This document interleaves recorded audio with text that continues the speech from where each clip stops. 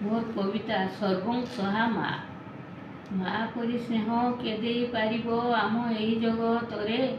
तामृत बारी किए छेचिदेव जीवन चला पथरे तार हृदय आकाशठू उच्च समुद्र ठारू गभीर स्नेह ममतारे बांधि रखि थाए पणत कानी तार मार हृदय फूलठू कोमल मऊठू ता कथा मिठा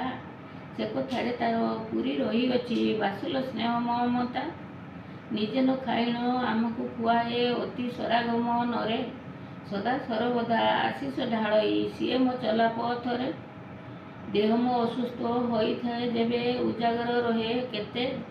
ठाकुर को केते मानसिक करे जोगी बसी थाए पाखे